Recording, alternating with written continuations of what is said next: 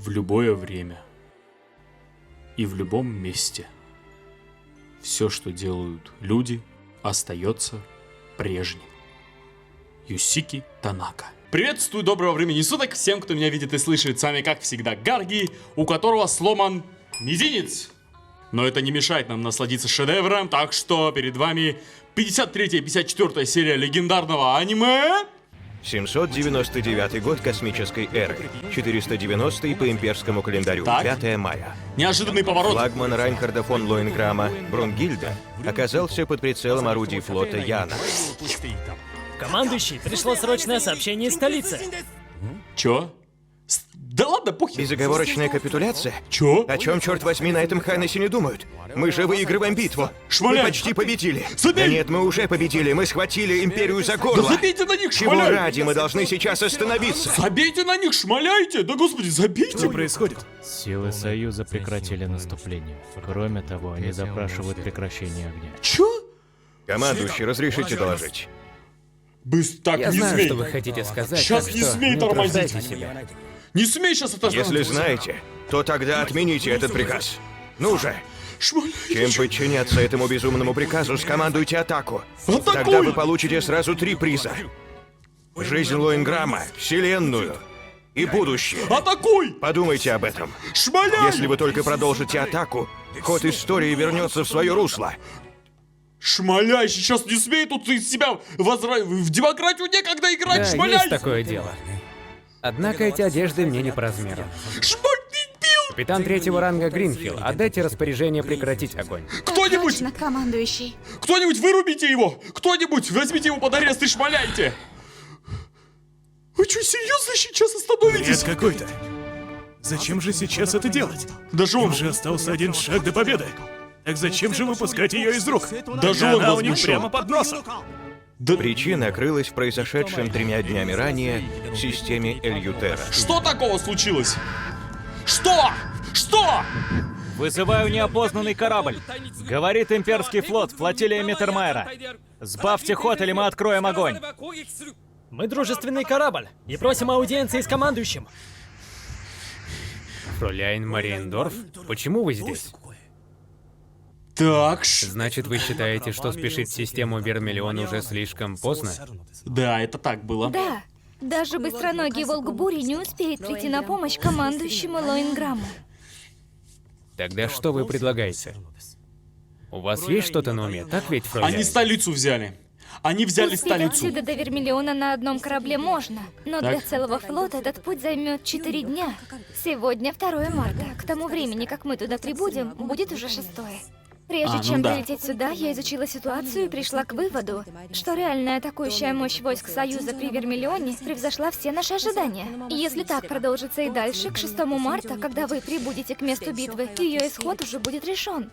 С другой стороны, отсюда до Хайнессена всего 2 дня пути. Силы Союза сейчас прикованы к системе Вермиллион. Ах ты умная. А значит, столица осталась без защиты. Вот я так и знал. Так Я так и что мы знал. сможем захватить столицу и принудить правительство Союза приказать командующему Яну сложить оружие. Ясно. Одержать победу можно не только на поле боя. На самом деле я предлагала такой вариант командующему Лоенграмму, но он отверг его. Он заявил, что эта победа будет иметь смысл только если он добудет ее в бою. Великий Он, воитель. конечно же, прав, однако в случае его поражения все будет кончено. Вы полагаете, что командующий потерпит поражение? Да, я допускаю такую возможность. Вот какая Это она может умная. стать первым и последним поражением командующего Лоенграмма. Она слишком умная. Я понимаю, что вы хотите сказать, однако же есть кое-что, в чем мы не можем быть уверены.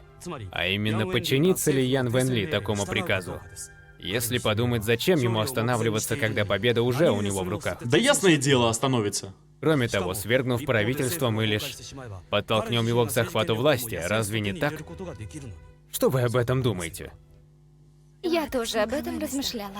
Однако, как я полагаю, Ян Вен Ли подчинится приказу и сложит оружие. Ну и Если бы он умная, хотел а. захватить власть, то у него уже было много возможностей сделать это. Хитрая. Однако он каждый раз упускал этот шанс, оставаясь солдатом, защищающим родину. Сука. Мне кажется, для Яна Венли есть кое-что поважнее власти. И хотя это его качество заслуживает только восхищения, нам, как это ни подло, придется использовать это против него. Однако он может поддаться искушению и не подчиниться приказу. Не, нифига, он пофигист. Таких шансов, как этот, у него еще не было. 100 штук было, 100! Конечно, мы не можем быть уверены. Тем не менее, считаете ли вы, что то, что я предлагаю, не имеет смысла? Да блин, имеет, Нет, имеет. я понимаю, фрауляйн Мариендорф. Будем действовать по вашему плану. Выбора у нас все равно нет. Благодарю вас. Я очень вам признательна. Но одному мне не справиться. Думаю, вы понимаете, о чем я. Да, если вместо того, чтобы прийти на помощь командующему Лоинграмму, вы в одиночку атакуете Ханнисен, могут подумать, что вы пошли на это, исходя из собственных амбиций. Так с кем вы намерены разделить славу? Тем, кто находится в соседней системе, с кем не составит труда скоординировать действия, и в чьих способностях не приходится сомневаться. Его имя Оскар фон Роенталь. Фрауляйн, вы против? Нет, этот выбор естественен. Она в курсе. Таков наш план. Она А знает. как к этому отнесется командующий Роенталь? Не приведет ли это к расколу в наших рядах? У вас очень богатое воображение. Роенталь мой самый близкий друг, и я не настолько легкомысленен, чтобы водить дружбу с кем-то настолько ненадежным. Можешь думать, что тебе заблагорассудится, но не говори того, что может ввести в заблуждение других. Молодец. Прошу Очень- прощения, очень- я слишком много себе позволил. Очень грамотно. Привести флот в повышенную боевую готовность. Что случилось? Быть всегда готовым отразить атаку противника — обязанность солдата.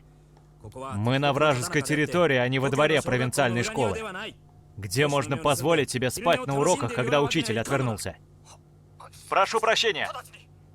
И все же, немного ли я на себя беру? Я не понял, он что, сейчас подготовился к атаке Роенталя случайно?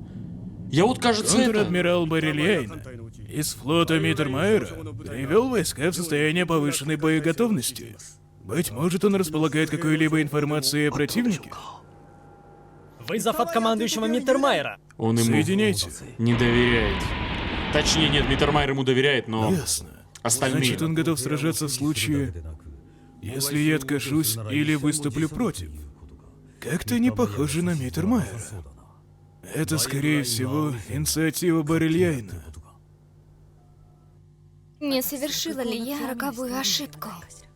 Не указала ли я этим талантливым и честолюбивым людям возможность для реализации их потаенных планов? Она об этом думает. Сейчас, когда их господин на краю пропасти, даже в самых верных людях могут проснуться амбиции. Угу. А что же случится, если мы не успеем? Из этих двух мужей, известных как столпы имперской армии, я решила довериться не Роенталю, но Миттермайеру. Она Не чувствует. потому ли, что подсознательно почувствовала опасность? Оберштайн тоже чувствует. Хорошо. Как ты и предлагаешь, будем действовать по плану фрауляйн Мариендорф. Я направлю свой флот к Хайнисену. Для окончательного согласования планов я посещу тебя на твоем корабле. Разумеется, после того, как наши флоты объединятся. Если бы я пригласил Миттермайера к себе, этот цепкий пес Барильяйн решил бы, что я собираюсь взять его в заложники. И стоит мутить время. Еще не время. Миттермайер и Роенталь, известные как столпы имперской армии, повели флот в 30 тысяч кораблей на штурм Хайнессена, столицы Союза. Это произошло 5 мая. Говорит Верховный Адмирал Имперского флота Вольфганг Миттермайер. Воздушное пространство вашей столицы под контролем наших войск. Я хочу начать переговоры с вашим правительством. Сложите оружие, иначе мы будем вынуждены начать бомбардировку вашей планеты. Система У ПВО. вас 3 часа на раздумье. А пока что мы проведем небольшую демонстрацию. Что-то шмальнете, да? Ну, против силы противовоздушной обороны. Ударили они. И Хайнессена показали. Этого должно быть достаточно. Аргумент. Люди у власти и глазом не поведут, когда рушатся дома простых людей. Но когда то же самое происходит с правительственными зданиями, они бледнеют. Значит, не хотите вовлекать гражданское население? Ну Но нет, я тоже когда-то был обычным гражданским. это не те люди. Это... Командующие, не могли бы вы транслировать еще одно сообщение? Обещайте в случае сдачи помилования даже высокопоставленным чиновникам. Это направит их мысли в нужное нам русло. Обычно я бы не стал так делать. Однако в этом случае, думаю, можно сделать исключение. Я сделаю объявление. Ну, вообще-то да, это инициатива Райнхарда. А не Таким его. образом, нам придется выполнять требования имперской армии. Ну, У конечно, нас нет блин. другого способа предотвратить бомбардировку. Ну, конечно, ты первый. Председатель, Я ведь не был отстранен от своего поста, не так ли? Это ты, Раз сука, так, трюнихт хрен. то и обязанность разрешить этот конфликт тоже лежит на мне. Ты это допустишь? Пилкак, ты это будьте допустишь? любезны прекратить это. Как глава демократического государства, вы не можете позволить уничтожить его дух и историю. Вы что же, единолично хотите разрушить плоды 2,5 столетий демократии, основанной самим Ааре Хайнессеном? Сука ты, трюнихт. Тварь. И расшумелся же ты, Алекс. Гнида. Ты, может, и забыл, но я-то хорошо помню тот вечер, когда ты выпрашивал у меня кресло в Верховном Совете, принеся серебряную вазу в качестве подарка. А также сколько и от каких компаний ты получил взяток и откупных. И то, сколько ты позаимствовал из избирательного фонда на покупку загородной виллы. И как ты использовал деньги социальных программ на оплату отпусков со своей любовницей. О, Все это я хорошо знаю. Все верно. Я посредственный политик. Только благодаря вам мне удалось подняться высоко. Я всем обязан вам. Именно поэтому я не могу позволить вам остаться в истории как человеку, уничтожившему нацию. Пожалуйста, пересмотрите свое решение. Отказавшись сдаться, мы все, вероятно, погибнем, но если эта жертва выиграет для Яна Венли время, чтобы покончить с Лоинграммом, Союз будет спасен. мужик! Если Лоинграм умрет, имперские война повернут назад. А за то время, пока в империи будут делить власть, Ян Венли сможет восстановить оборону страны. А наши преемники помогут ему в этом. Простите, пожалуйста. Ян Вен Ли, говоришь? Тогда подумай вот о чем. Если бы этот глупец не разрушил ожерелье Артемиды, защищавшие эту планету, мы бы и сами легко могли защититься. Он тебя спас тогда! Это все его вина. Он тебя Им бы его спас! возомнили. Он просто недальновидный глупец. Ожерелье Артемиды, крепости Зерлон. Вы все еще не поняли? Важна не сила оружия, а то, кто его использует. Да, правильно. Разве Ян не предупреждал вас всегда об этой опасности? Не вы ли игнорировали его предупреждения, позволив сложиться такой ситуации? Ян сражается из последних сил в почти безнадежной ситуации. И И побеждает! все равно есть те, кто готовы вставлять ему палки в колеса, лишь Убей бы его, спасти а? свою шкуру. Убей его! Завали его, а! В Достань любом пистолет! случае, существование Союза подходит к концу. Политики, делящие власть. Военные оппортунисты, как преамрит царь. Нет, это граждане оставили управление государством политикам, вместо того, чтобы самим участвовать в нем. Люди, которые защищают демократию на словах, но бездействуют, когда нужно воплощать их в жизнь. Политический кризис — вина членов правительства. Но кризис демократии — вина каждого гражданина. Вы уже закончили свою речь? Нет, Верно. Время для речей закончилось. завали его, а! Пришло время действовать. Завали его! Давай! Слушайте внимательно, председатель Трюникт. Я остановлю вас даже ценой своей жизни. Да! Командующий! А? Про... Я не понял, это что, культ членов Земли? Культ Земли? Культ Земли? И да, и вправду, а. Посадите их под замок. Сука. Тварь. Да что там в столице творится? Ян. Осаждены имперским флотом и... Капитуляция. Ян. Безоговорочная капитуляция. Подняли ручки кверху и принялись молить о пощаде. Что Ян. теперь будет с Союзом? Что будет, что будет. Станем еще одной провинцией империи. Может, создадут для нас видимость автономии, но только видимость. Да и то ненадолго. Молодцы. А что потом? Да не знаю я. Пойди спроси этого белобрысого Лоинграмма. Он теперь наш хозяин. На нашей стороне справедливость. А, Мы не должны вставать на колени перед диктатором. уж лучше перед таким Это все диктатором. неправильно. Правительство в сговоре с врагом. Точно! Правительство нас предало! Они обманули доверие и надежды людей! Правильно. Они все просто шайка изменников. Правильно. Мы должны подчиняться их приказам. Верно? Точно, правильно. Это под шантажом Но у приказ. меня семья на Хайнисене. Если мы откажемся сдаться, они начнут бомбардировку планеты. Если бы правительство не капитулировало, моя семья бы... Да что ты несешь? Что ты несешь, подонок? Идемте к командующему Яну! Попросим его поступить по справедливости, а не подчиняться этому трусливому приказу! Точно, правильно. Так и сделаем. Идем к Яну, да? Идем к Яну! К Яну Чудотворцу!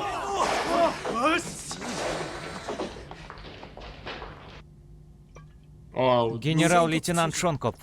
Раз уж ты пришел сюда, можно предположить, что ты придерживаешься того же мнения, что и я. Что командующему не следует выполнять приказ о прекращении огня. Нет. Я понимаю ваши чувства. Однако это может послужить плохим примером. Если позволить военным игнорировать приказы правительства, под ударом окажется важнейшая черта демократического управления. Право управлять армией от имени народа. Вы считаете, что командующий позволит себе создать такой прецедент? Тогда как насчет такого, если правительство отдает приказ убивать гражданских?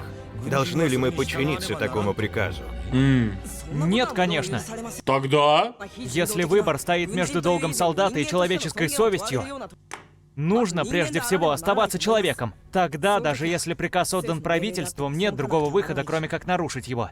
Но во всех остальных случаях солдат демократической страны должен подчиняться приказам правительства. Они под шантажом. Иначе, даже если это из лучших побуждений, Под явным. это будет расценено как эгоизм, разве не так? Юноша. Нет, старший лейтенант Юлиан Минц. То, что ты говоришь, верно. Я понимаю твои убеждения. Но я все равно должен это сказать. Да, я знаю. У командующего Яна нет политических амбиций. Возможно, способности к управлению государством у него тоже нет. Нет. Но он никогда не позволит себе, подобно Трунихту, злоупотреблять властью. Назначать своих пешек на посты в правительстве или предавать доверившихся ему людей. Да. Быть может, Ян Вен Ли и не войдет в историю как выдающийся правитель. Но на данный момент он лучшая альтернатива Трунихту. Согласен. И он это Я понимает. тоже так думаю. Он понимает Однако, это. председатель Трюник — законно избранный правитель. Нифига! Даже если этот выбор ошибочен, люди сами должны это понять. И неважно, сколько времени это займет. А как же Военные коррупция? не должны использовать силу для того, чтобы исправлять ошибки людей. Иначе будет то же, что и 2 года назад. Военная диктатура, попирающая права граждан. Империя может потребовать жизнь Яна Вен Ли как залог мира. И что нам делать, если правительство примет это условие и пошлет Яна на смерть? И вправду. Следует ли нам тогда безвольно подчиниться? Я никогда этого не допущу. Никогда. Но мы же должны подчиняться приказам правительства. Молодец! Что касается командующего, а это меня. Приказам правительства Лоинграмма я подчиняться не собираюсь. Я подчиняюсь только приказам Яна Вен Ли. Только из-за приказа командующего я согласился с прекращением огня. Юлиан, прости старого дурака. Ты ведешь себя взрослее меня. Мне стоит поучиться у тебя мириться с неизбежным. Но Шенкоп, есть вещи, с которыми мириться просто нельзя, и в этом ты тоже прав. Шенкоп слишком долго воюет. Слишком долго. Юлиан нет. Вот как. Командующий Лоинграмм невредим. Ролянь Мариндорф. Ваш совет ценнее целого флота. Молодцы, Я надеюсь, вы и блин. впредь станете использовать свою мудрость во благо командующего Лоинграмма. Браво! Весьма признательна. Браво! Все Браво! благодаря вашей помощи. Надеюсь, вы и дальше будете поддерживать командующего Лоинграмма и помогать ему двигаться вперед. Честно говоря, не ожидал, что все пойдет так гладко. Примите мои поздравления. Правительство Союза оказалось неожиданно податливым. И то верно. Я боялся, что правители Союза отвергнут наши требования, несмотря на угрозу их собственной жизни. Да они лохи. Может, это и странно прозвучит, но у этих людей нет чести. Страна, которую миллиард людей строил в 100 лет, уничтожена одним человеком всего за день. Вот что такое гибель нации. Империя Гудельбаумов Фэзан, а теперь и Союз Свободных Планет. Мы своими глазами наблюдаем падение всех 3 сил, деливших между собой всю Вселенную. Как когда-то кто-то сказал, что историки будущего будут нам завидовать. Перемирие не должно быть нарушено, это приказ правительства. Но я не потерплю попыток спасти свои шкуры, используя адмирала Меркатца в качестве козла отпущения. Надеюсь, я ясно выразился. Шнейдер. Да никто и... Нет, адмирал Меркатц. Капитан второго ранга Шнейдер правильно говорит. Командующий Меркатц должен покинуть флот. Его что, выдать хотят? Я не берусь предсказывать будущее, но, как и сказал капитан второго ранга Шнейдер, правительство Союза может экстрадировать вас в Империю. О, Я нет. гражданин Союза.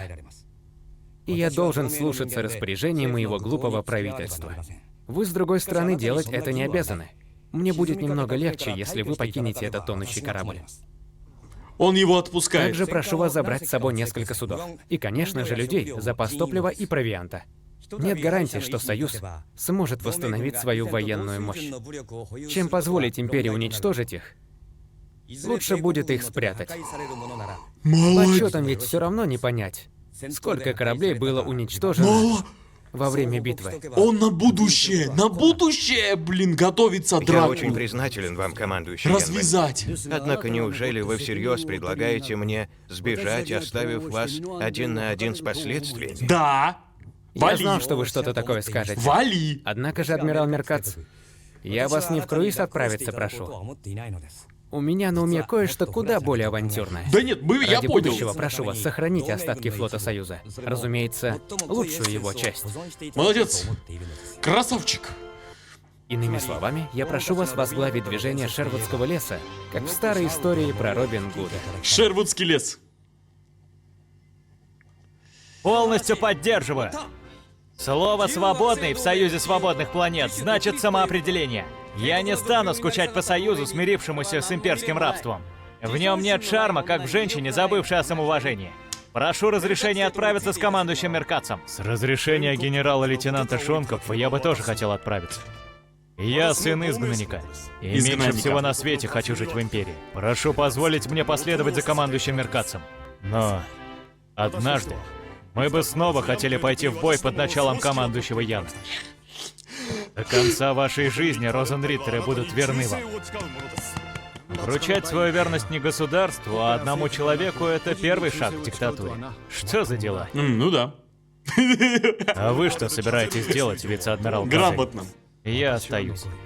Вынужден остаться. Если все высшие офицеры исчезнут разом, это не может не вызвать подозрений у имперцев. Я останусь с командующим и посмотрю, как пойдут дела. Правильно, Вы правильно. тоже останетесь. Более важно, что сам адмирал Меркатц об этом думает. Угу. Он на это пойдет. Он это... Отправившись сюда в Сделает. изгнание, я уже вложил свою судьбу в ваши руки. Раз уж таково ваше решение, я приложу все усилия для его исполнения. Это хороший Искренне вариант. благодарю. И рассчитываю на вас. Ну, раз все решено, значит, пора начинать готовиться. Чуть замешкаемся и не успеем сделать ноги до прихода остальных имперских войск. Сваливайте отсюда. Идиоты. Давайте, забирайте половину флота и валите нахер.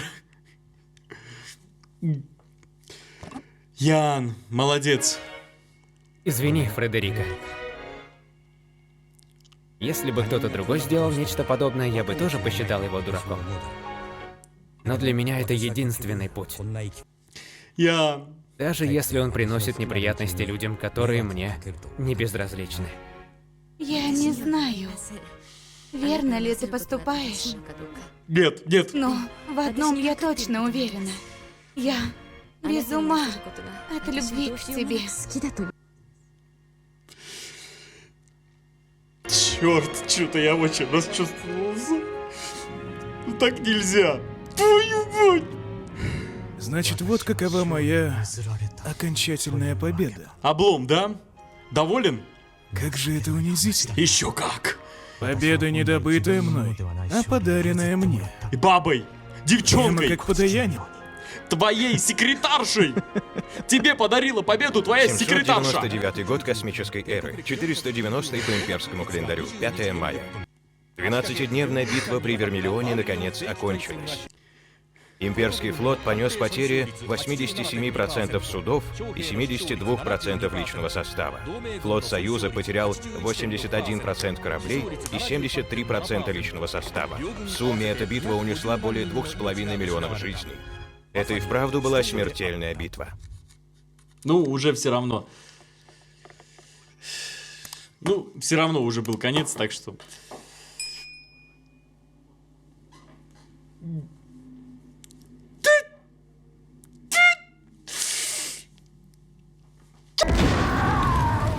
Вы были так близки к победе! Так близки! Споткнулись на финишной прямой. Почему? Потому что в правительстве Союза бескрепетные сукины дети, взяточники, гниды, которые только из-за своей шкуры предали, продали, на нет свели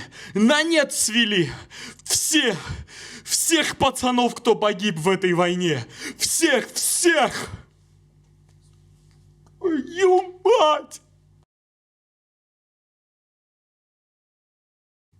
Эмоции меня до сих пор вот не оставляют, а?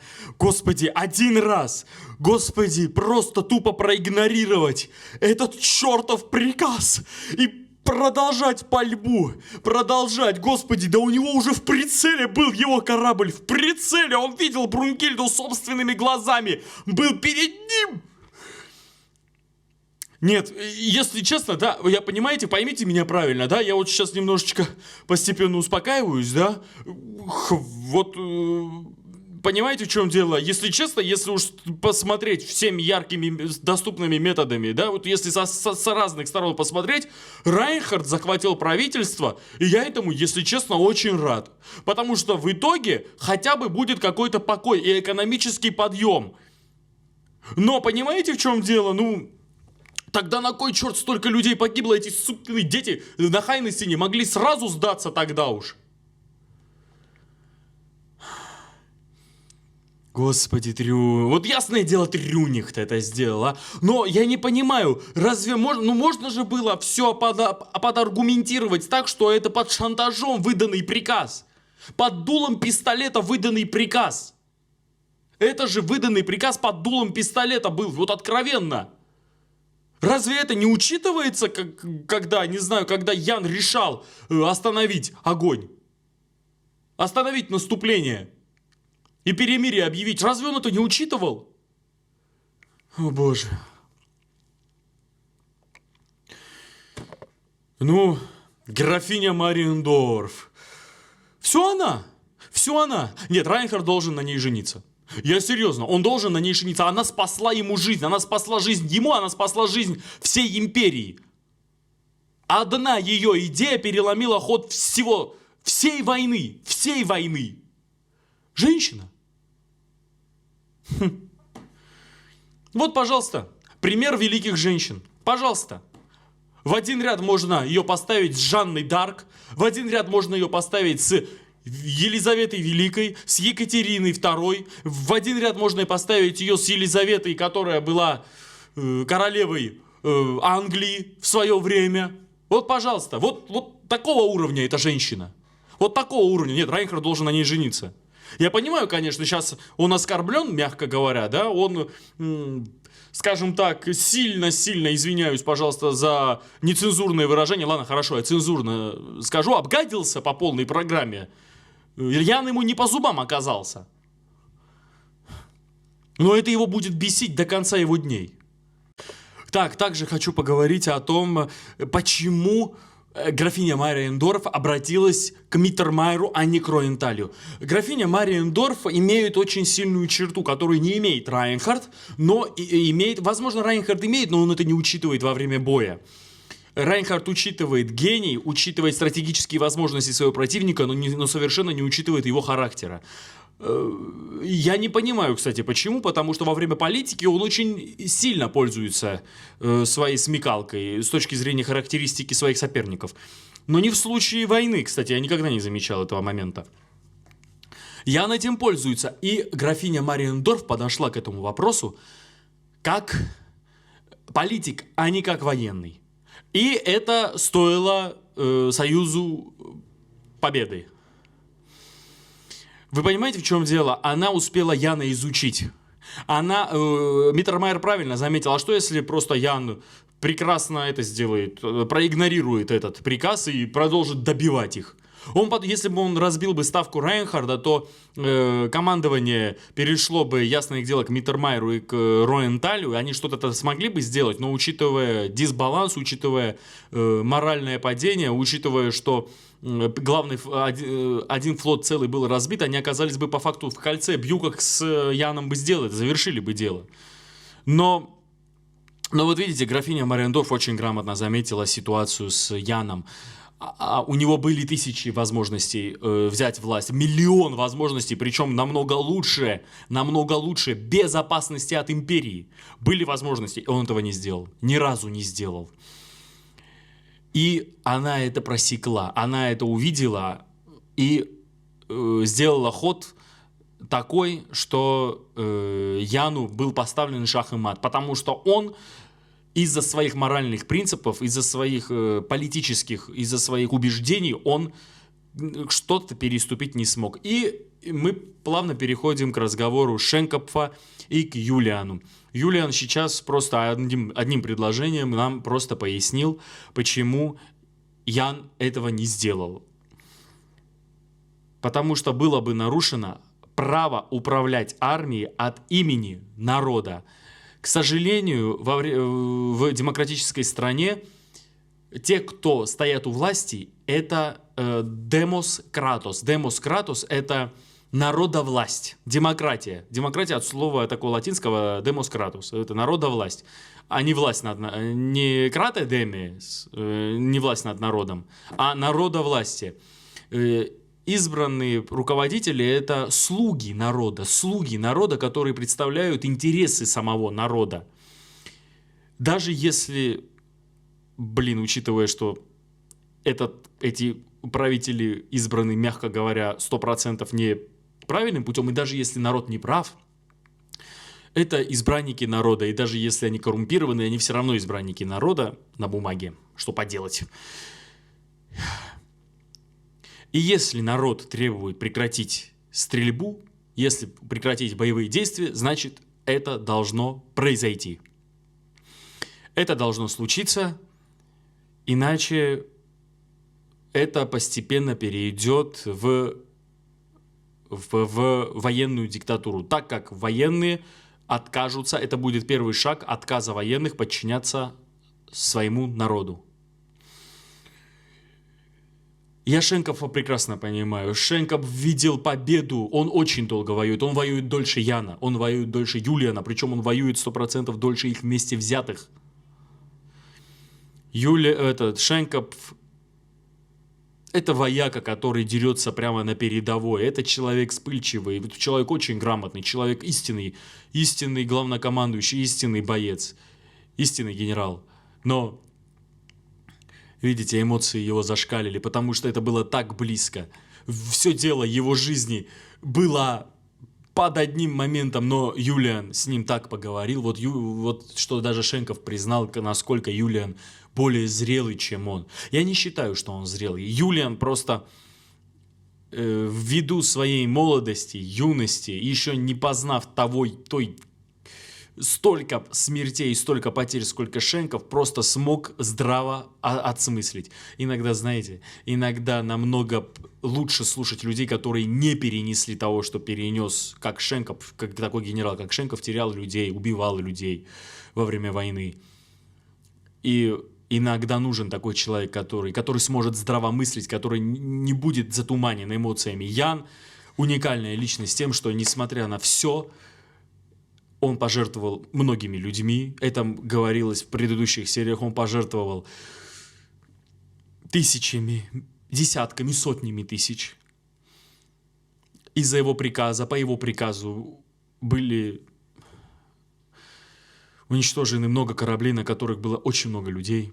Но он все равно исполнил свой гражданский долг. Господи, как я не хочу это говорить, Господи, если честно, я говорю это, и я чувствую себя страшнейшим лицемером. Знаете почему, Господи, Потому что я бы не смог бы. Я бы такого не смог бы сделать. Через все, что прошли мои люди, через все, что прошел я бы не смог бы отдать приказ на прекращение огня, находясь в шаге от победы. Я серьезно, не смог бы. Не смог бы. Мало кто смог бы.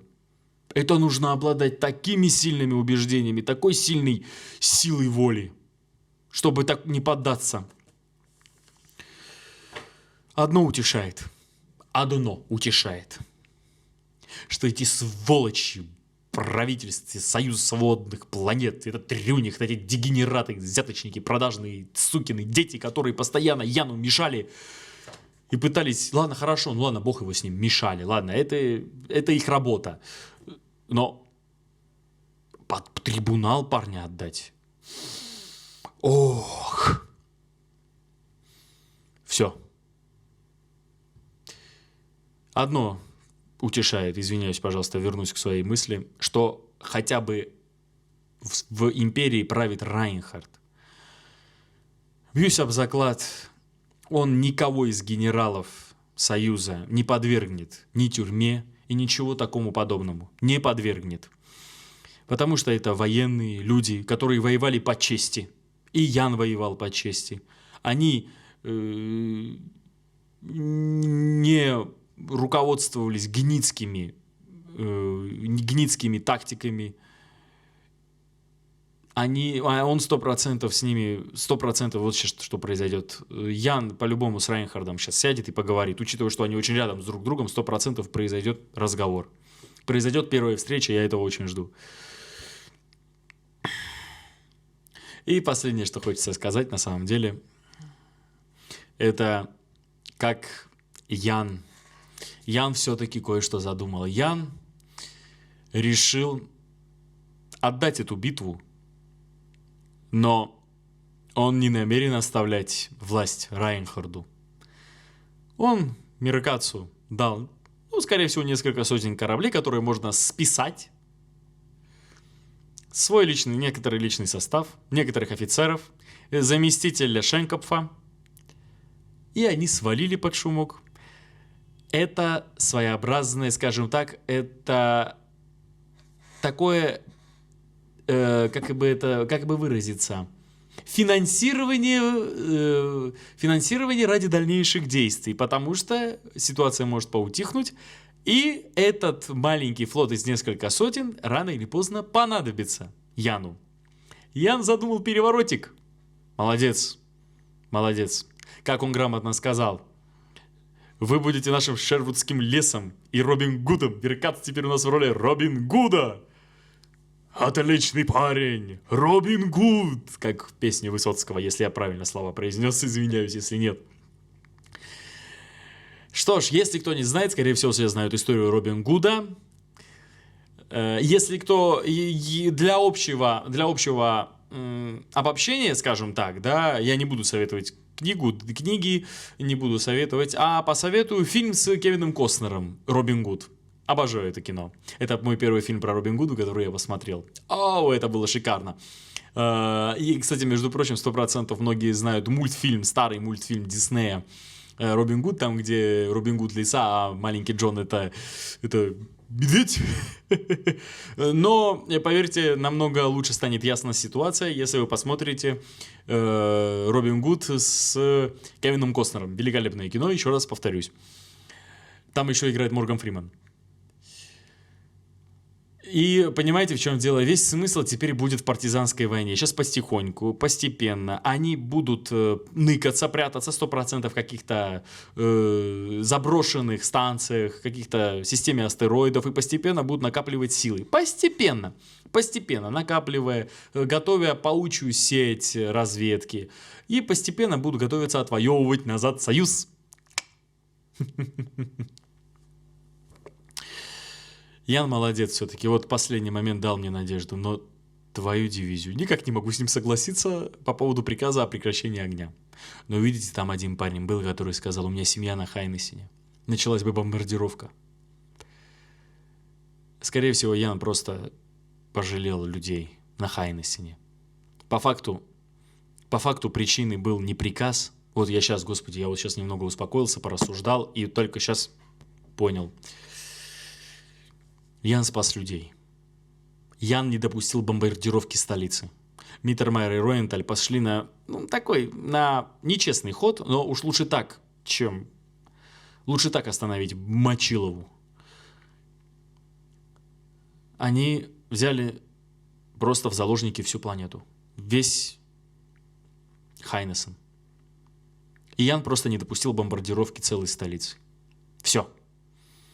Если вот все эти моральные разглагольствования, философские изречения, все это вот просто убрать, по факту Ян не допустил бомбардировки. Ян просто гражданских пожалел. Но, если честно, Миттермайер с Роенталем-то не такие, они бы не стали бы бомбардировать всю планету, они бы просто стратегические места бы начали бы бомбить.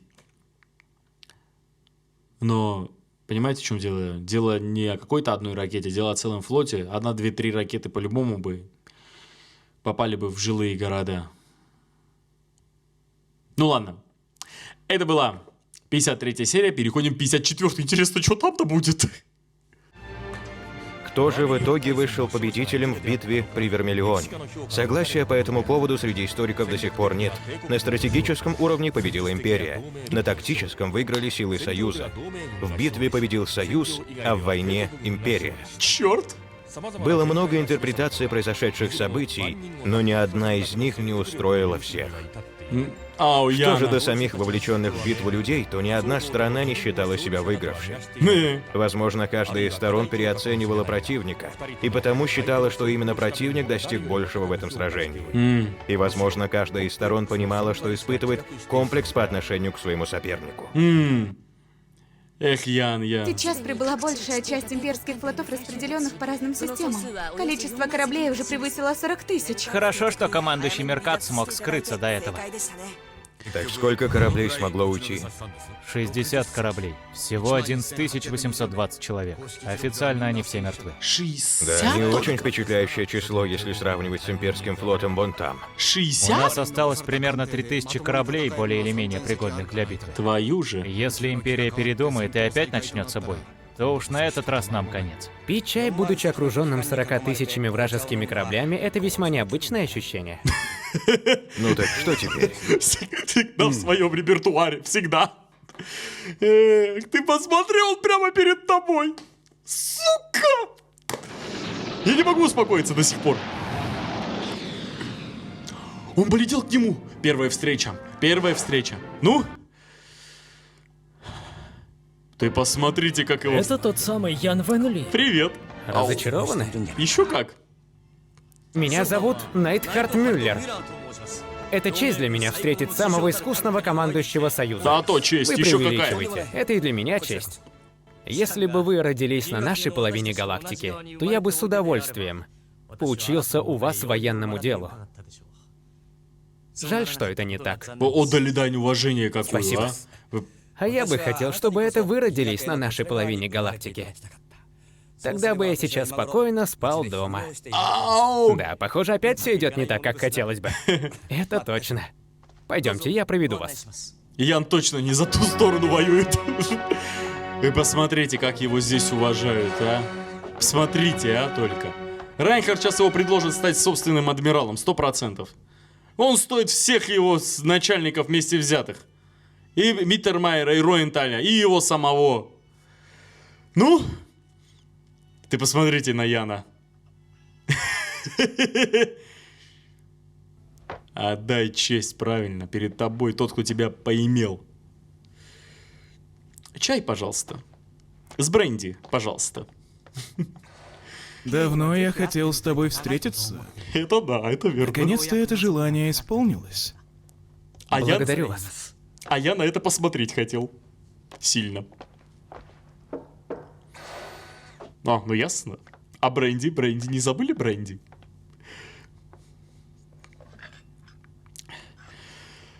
Ой, мама. Посмотрите. Это он, да? Да, это он. Как же много мы с тобой сталкивались. Ты помнишь то сражение при Астарте? Я помню. Уже 3 года прошло. Я помню. Вы еще тогда прислали мне сообщение. Вы желали, чтобы я дожил до нашей следующей встречи. Наверное, благодаря этому удача не оставляла меня даже в самые трудные времена. А я вот так и не получил от тебя ответа. Прошу прощения за невежество. Но не то чтобы я его сейчас требую. Как насчет того, чтобы сражаться на моей стороне? Я же сказал, что он это ему предложит. Я слышал, что тебя повысили до адмирала флота. Я тоже готов предложить тебе звание адмирала флота Империи. Наверное, в данный момент это звание в Империи имеет большее значение. Благодарю вас за предложение, но я позволю себе отказаться. Почему? Ясное Скорее дело. всего, я не принесу вам никакой пользы. О, конечно. Скромность? Или ты хочешь сказать, что я недостаточно хорош, чтобы отдавать тебе приказы? Вовсе нет. А я так считаю. Если бы я родился в Империи, то я бы с радостью служил под вашим началом. Однако я пил не ту воду, что жители Империи. Я слышал, что если пить воду, к которой не привык, можно подорвать здоровье. О, грамотно сказано. А я вот не уверен, что вода твоего детства для тебя лучше нашей. Тебе не кажется, что награды за твои достижения были гораздо скромнее, чем ты заслужил? Молодец, молодец. Я думаю, что получил достаточное вознаграждение. А я так не считаю. К тому же мне нравится вкус этой воды. То есть ты хочешь сказать, что уверен лишь только демократии? Вообще-то, да. Неужто демократия настолько хороша? Разве Демократическая Галактическая Федерация не породила Рудольфа и его империю? И к тому же, твою любимую страну мне отдал человек, которого народ выбрал своим правителем. Черт. Демократическое правление — это когда свободная волеизъявления народа в итоге приводит к ограничению свобод и мыслей того же народа. Прошу меня простить, но вы говорите, что люди должны перестать пользоваться огнем лишь потому, что огонь может стать причиной пожара. Грамотно. Возможно, ты прав. Однако разве автократия не одинакова в этой мысли? Нельзя ведь отрицать преимущество сильного правления. Лишь только потому, что иногда могут появляться тираны. Я могу поспорить. Каким же образом? Право на уничтожение человеческих прав есть только у народа. Другими словами, Рудольф фон Гольденбаум, ну или много менее значительный человек, например, И.Ф. Трунихт, действительно получил право от народа. Тут уже на других не свалишь. В этом-то и вся суть. Весь недостаток автократии в том, что народ может обвинить во всех проблемах государства одного человека. И этот недостаток так велик, что даже достижения сотни мудрых правителей его не перевесят. К тому же, великие правители, подобные вам, настолько редки, что ваши провалы и достижения будут очень сильно выделяться. О, как он Твое его... утверждение довольно смелое и оригинальное, однако, по-моему, и не без преувеличения. Хороших аргументов против него найти я сейчас не могу, но... Неужели ты и правда думаешь меня переубедить? Вовсе нет. Я лишь предложил антитезис вашей идеологии. Который всегда Я будет. считаю, что любая идеология обязательно имеет противоположную идеологию, не уступающую в ценности. И я всего лишь высказал эту противоположность. Вот слушайте То его. есть нет ни идеального, ни одностороннего правосудия? Это твое убеждение? Я всего лишь так думаю. Не назвал бы это убеждением. Вообще, возможно, где-то во Вселенной есть высочайшие принципы, которые позволяют найти ответ на любой вопрос. Вот только чтобы дотянуться до них, мои руки явно коротковаты. Нет. Если и так, то мои руки еще короче. Это да. Я думал, что мне не нужны абсолютные принципы. Мне лишь нужна была сила для того, чтобы делать то, что я хотел. Другими словами, сила, с которой мне не нужно будет слушать приказы от независимых мне людей. А ты не думал об этом? Неужели нет никого, кого бы ты ненавидел? Я ненавижу тех, кто прячется в безопасном месте, пропагандируя патриотизм и подстрекая людей на войну. Тяжело, конечно, сражаться за подобных людей. Но вы не такой. Вы всегда стоите в бою рядом с солдатами. Извините, если я сказал что-то не так, но думаю, вы достойны уважения. Понятно. Хотя бы в этом ты меня признаешь. Почему? Если честно, я рад. Почему хотя бы в этом? Он очень много тебе комплиментов сказал. У Очень. меня когда-то был друг. И когда-то мы поклялись с ним, что захватим всю Вселенную. Зик. И мы дали еще одну клятву. что мы не будем уподобляться бесстыжим аристократам, а будем сами сражаться на фронте и победим. В любой момент я был готов пожертвовать жизнью ради этого человека. Однако, так получилось, что пожертвовал собой он, а не я. Он с ним об этом говорит. Я так долго полагался на него, что в итоге ему даже жизнь пришлось отдать ради меня. Если бы этот мой друг был бы жив, то передо мной бы сейчас сидел не ты, а твой хладный труп. Почему это? Пришел доклад от моих подчиненных, которые захватили Хайнисен. Ваш главнокомандующий просит возложить на него всю ответственность. И не наказывать других офицеров и солдат. Бью как. Это не похоже на главнокомандующего Бьюкока. Однако мне бы хотелось, чтобы вы отклонили эту просьбу. Прошу вас. Подчиненные, включая меня, будут не согласны с тем, чтобы всю ответственность сваливать на него. Адмирал Ян, я не мстительный человек. Да. Конечно, я мстил имперским аристократам. Еще как. Однако тебя я считаю лишь только равным оппонентом. И арестовать главнокомандующего флотом я, конечно же, не могу. А сейчас, когда война закончилась, проливать кровь впустую я не буду.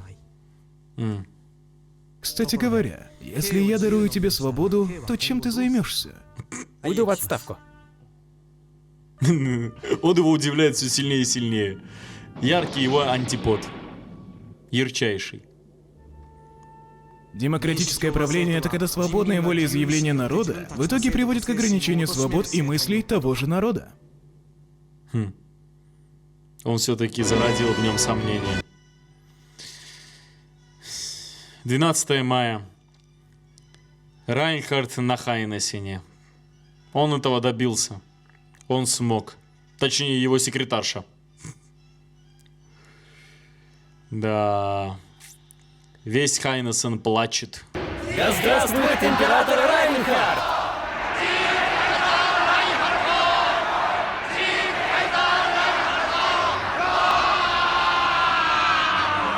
Да здравствует император Райнхард!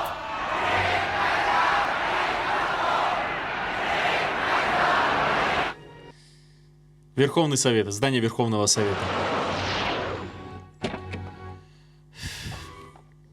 О! Что с правительством бывших аристократов? Премьер-министр граф Ремштейд покончил с собой, когда наши солдаты его окружили. А всех остальных, кроме министра обороны, мы арестовали. Согласно докладу, министр обороны Меркац погиб в битве при Вермиллионе. Главный вопрос, где сейчас находится молодой император, которого они похитили? Кстати, Похоже, что сам похититель, граф Альфред фон Ландсберг, спрятался где-то с его величеством. ага. И поиски мы уже начали. Неважно. Пусть идут куда хотят. Кто бы это ни был, страна или человек, вещам, которые должны были умереть, но не умерли, остается лишь исчезнуть. Если им хочется смотреть на свой сон о воскрешении династии Годельбаумов, то пускай лежат себе в постели и не просыпаются.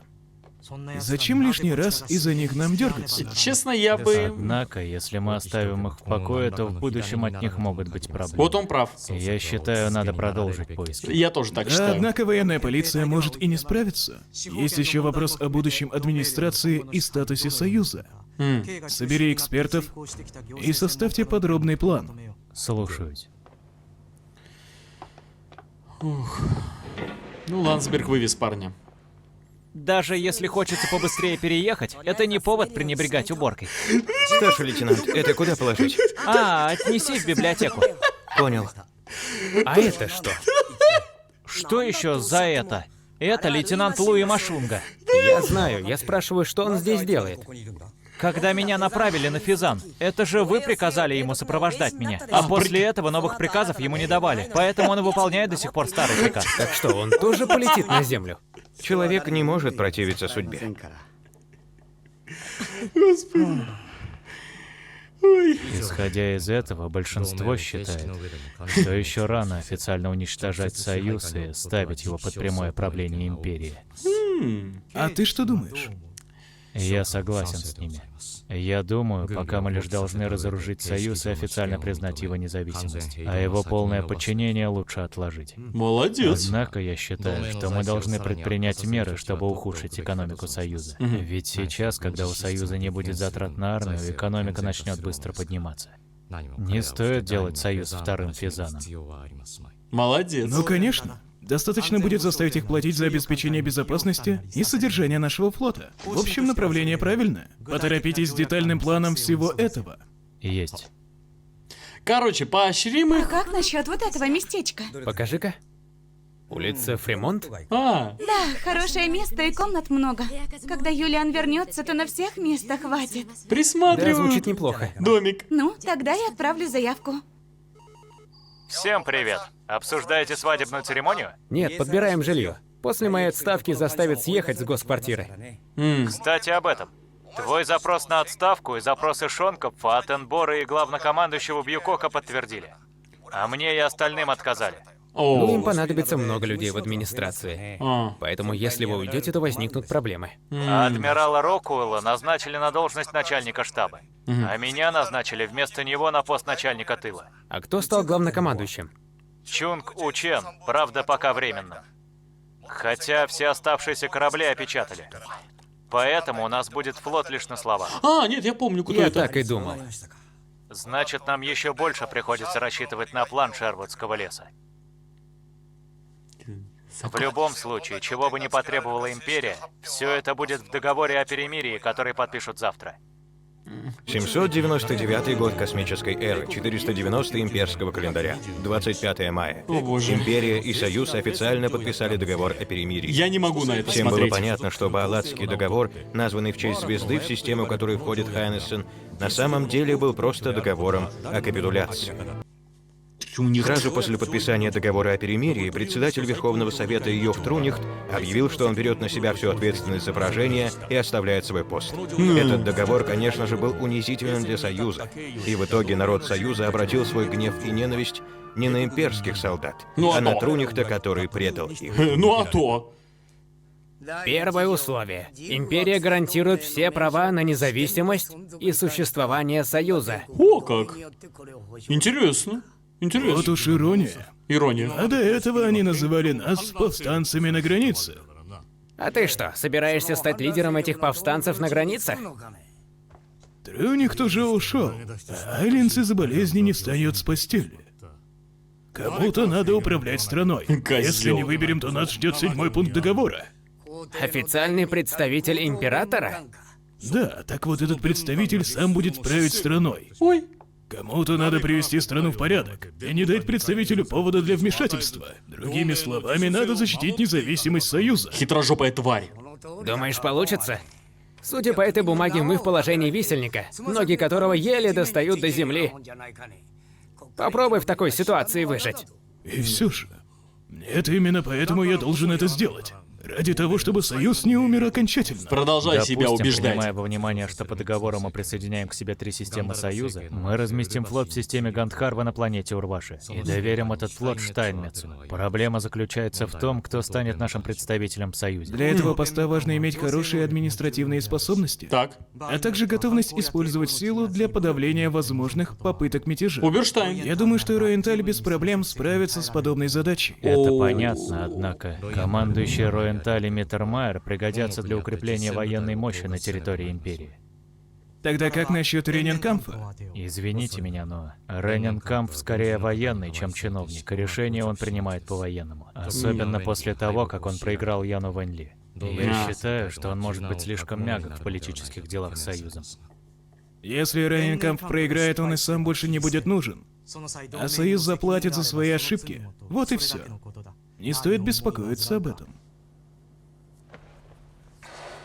Постепенно Мне убирает. кажется, или вы были против кандидатуры Роенталя на пост представителя совсем по другой причине? Уберштайн умный. Диких зверей Ага. слишком опасно оставлять без присмотра. Их надо держать на цепи и не спускать с них глаз.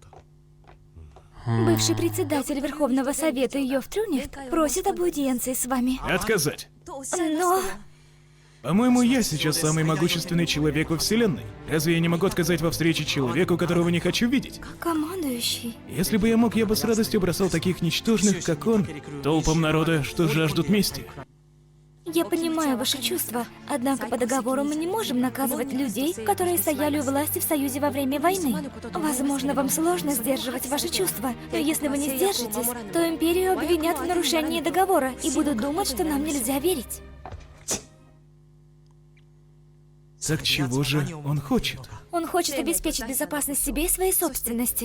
Еще он просит разрешить ему жить в Империи. Сказал, что если вы назначите его на какой-нибудь пост, то будет верно вам служить. Да, даже для него жить с народом, который он предал, слишком постыдно. Он что, думает, что на территории Империи он будет в безопасности? Хорошо, я даю ему разрешение. Поэтому лично встречаться с ним не обязательно. Пусть уходит. Слушаюсь. Фройляйн. Да. Фройляйн Марендорф. Я черствый человек. Да. Я понимаю, что вы спасли мне жизнь, однако до сих пор не могу заставить себя поблагодарить вас. Пожалуйста, дайте мне немного времени. Это вы извините, что сказала лишнее. Ваш упрек вполне заслужен. Но раз вы так выразились, то я в некотором недоумении. Однако у меня есть одна просьба, если позволите. Так. Пожалуйста, не забудьте наградить командующих Миттермайера и Роенталя за их усердие. Молодец. Да, я так и сделал.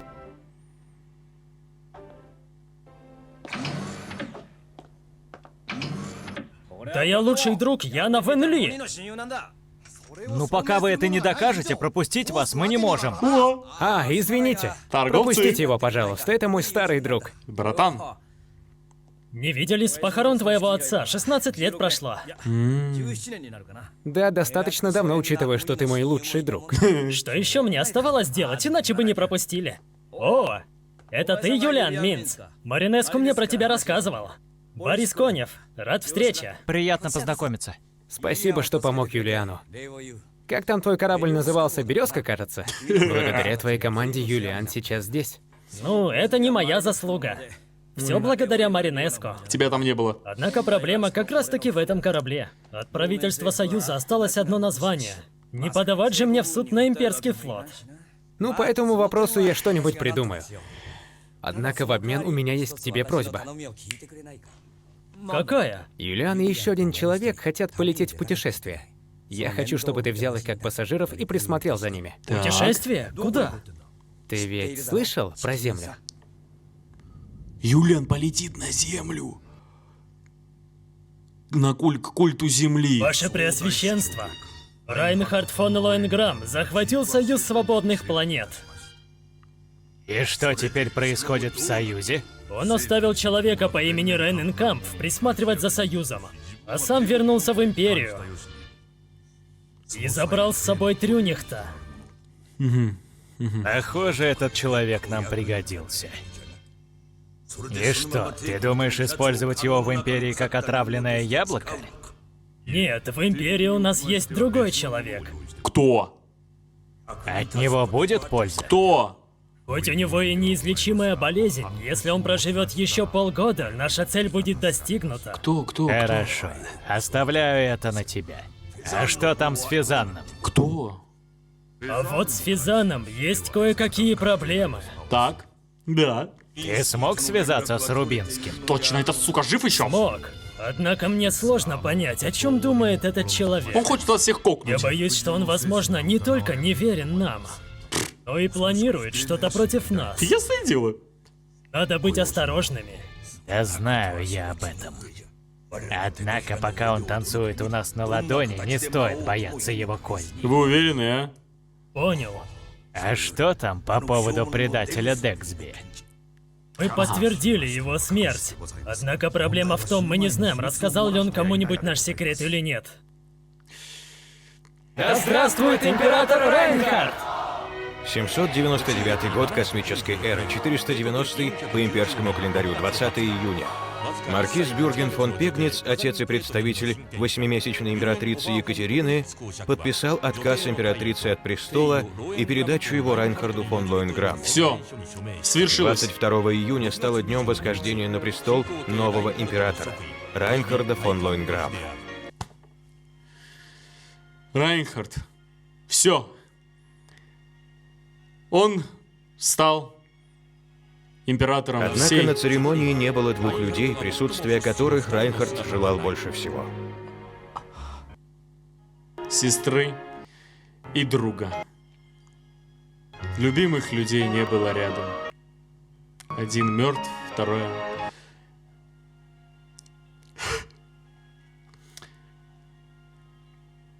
О, условно Наполеон сам возложил на себя корону.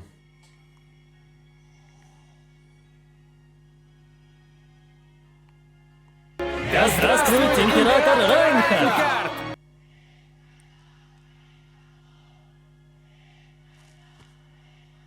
799 год космической эры. Первый год новой империи. С этого момента началось правление династии Лоинграмов.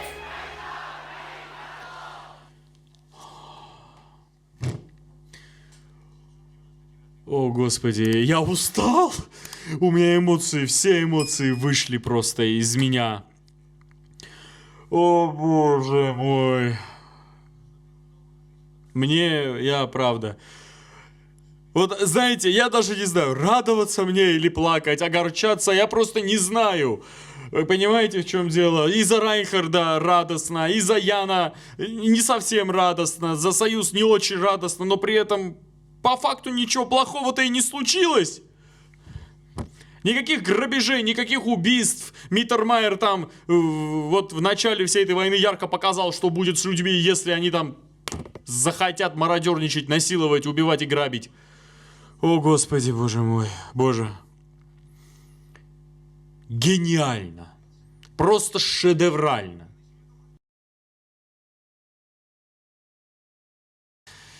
Что ж, основной на самом деле сейчас я внимание хочу заострить на встрече Яна и Райнхарда. Вы понимаете, в чем дело? Это два человека, это два антипода, антитезиса. Это инь и янь. Это две личности, которые уникальны в своем роде. Им довелось родиться в одно время. Вы понимаете, в чем дело? Знаете что? Вот, знаете, за все существование человечества были несколько случаев, когда рождались вот прямо пачками, понимаете, в чем дело? Пачками рождались гениальные люди в одно и то же время. Знаете что? Я считаю, это следствие того, что гениальные люди притягивают друг друга. Вот, например, давайте начнем с Римской империи, да? Во времена правления Юлия Цезаря были миллионы исторических личностей, которые остались в истории не только как политики, не только как военные, но еще и как великие философы, даже те, кто проиграл политическую борьбу. Они остались в истории, их трактаты, их мысли остались в истории, и они, знаете, прошло уже пару тысяч лет, как бы, понимаете, да? И их до сих пор помнят. Потому что это не были простые люди, это были великие люди. Также, если честно, хочется, что поделать. Сериал «Великолепный век» дал пищу для размышлений. Султан Сулейман Великолепный собрал вокруг себя выдающихся личностей снова же, которые, просто... начиная от Ибрагима Паши и заканчивая его собственным сыном Мустафой и великим адмиралом Османской империи Барбароссой. Что ж, также могу вспомнить еще и правление Наполеона. И, между прочим, я даже не знаю, понимаете, в чем дело. И в то время были тысячами великих людей. Это был сам Наполеон, это был Кутузов, это был Барклай де Толли. Это, понимаете, в чем дело? Можно по-разному интерпретировать их решения во время войны, и до, и после войны. Вообще их жизнь и Багратиона нельзя забывать. И вообще, понимаете, в чем дело? Это великие люди, которые оставили свое место в истории, и они жили все в одно время. Вот понимаете, случалось такое, что вот происходили великие события в жизни, в истории человечества, где были сразу несколько выдающихся великих личностей одновременно.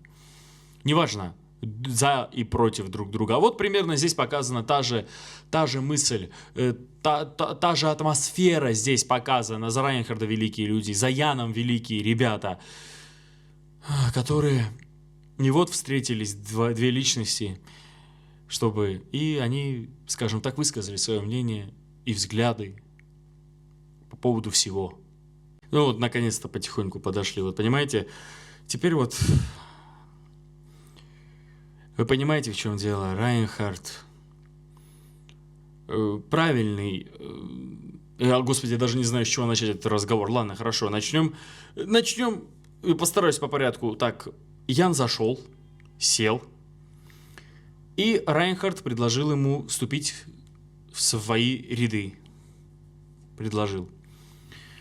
Ян отказался вежливо. Причем Ян, надо отдать должное, вот манеру их разговора нужно вообще подчеркнуть. На самом деле это, господи, как вести диалог с оппонентом, великолепно.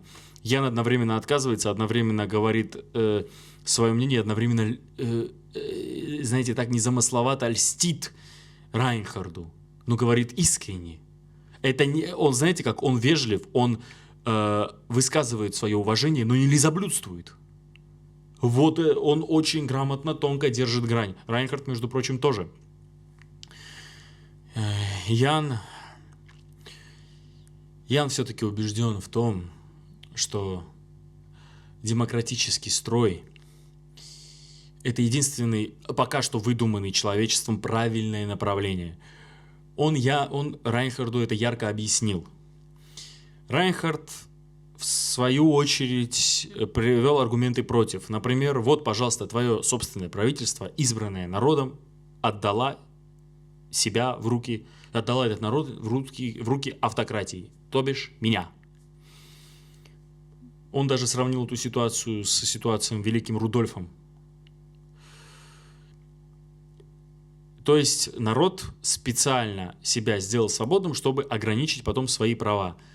У Яна эти мысли застыли в голове. Он улетел из его корабля с этими словами.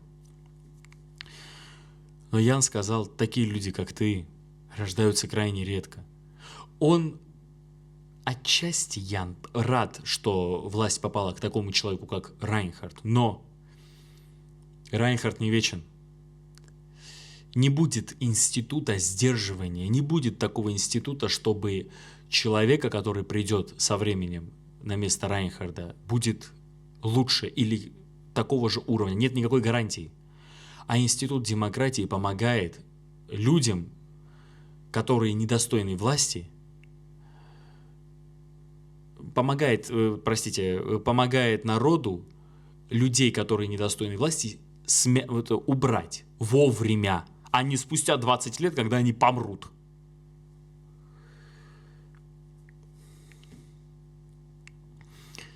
Но Райнхард сейчас об этом не думает. Райнхард добился того, чего хотел. Он стал императором. Ой. И не было двух людей, которых он больше всего хотел. Не было его сестры, ради которой он все это начал.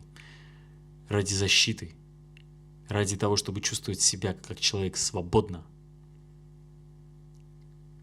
У Яна не было таких переживаний, как у него. Вообще, знаете, в чем Ян и Райнхард похожи? Почему они люди одного сорта? Они очень похожи. Потому что они росли в обществе, где есть свои плюсы, свои минусы, но они увидели минусы своих стран, своей родины и пытаются всеми силами эти минусы убрать. Ирония в том, что Райнхард пользуется методами своих угнетателей. Против них, только против них, исключительно. То есть воюет их методами, а вот Ян этого не делает. И последнее хочу кое-что сказать. Метафора с водой. Это самая уникальная метафора, которая, если честно, объясняет абсолютно все. Это тот момент, когда вот человеку предлагают перейти на другую сторону из уважения к нему, вот искреннего, то есть не из-за того, что, ну да ладно, давай с нами и так далее, а искреннего уважения, то есть ты будешь уважаем, и мы видели, как Яна уважают имперцы. Для них была бы честь вместе с ним встать бы в один ряд. Но вот с водой пить не из собственного колодца ты отравишься. Вы понимаете, в чем дело? Если честно, я иногда думал об этом.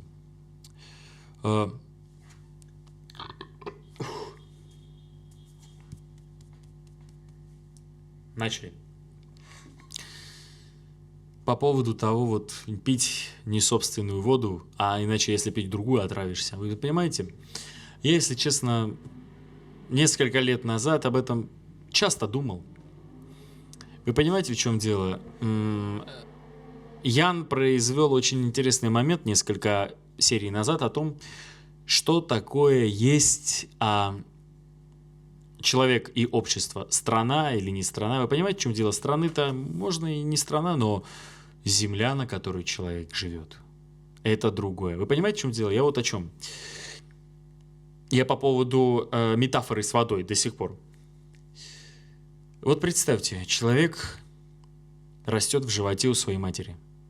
Ребенок. Он растет за счет той земли, вот за счет еды, на которой выращена, которая выращена на земле, где он живет. Он генетически пропитан тем местом, где он живет. Генетически. Он взращен на этой воде, на этой мясе, на этом хлебе. И у него с ним, у ребенка, который родится в итоге, и потом, который продолжит расти на этой земле и пользоваться его дарами, он будет генетически на всю жизнь с ним связан. Не психологически, а генетически. На генном уровне. Потому что как с тем, что человек растет, он растет за счет тех элементов, белков и так далее, которые дает ему эта земля. Он есть часть этой земли. И перейдя на другую сторону, отравишься. Ну, на самом деле, я уж слишком сильно радикально об этом подумал. Да, не отравишься, конечно, но есть такая фраза: нет ничего лучше дома. Да, конечно, в зависимости от того, что считать своим домом, но разве ДНК, разве твое тело не дает все-таки ощущение какое-то? Не знаю, на самом деле.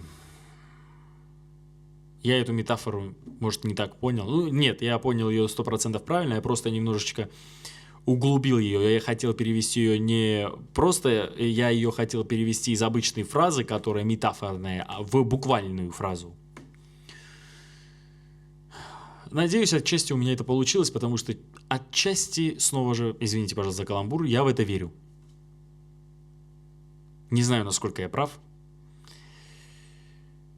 Знаете еще в чем дело? Ян тут сказал еще одну уникальную вещь. Никогда не бывает одной точки зрения.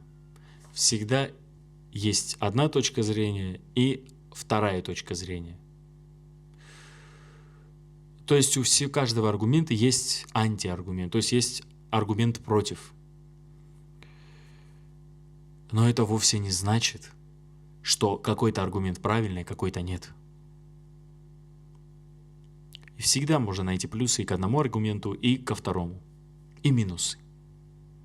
Они здесь ярко это сказали. Автократия – это быстрые, решительные, действенные решения во время политических и экономических проблем. Демократия – нет.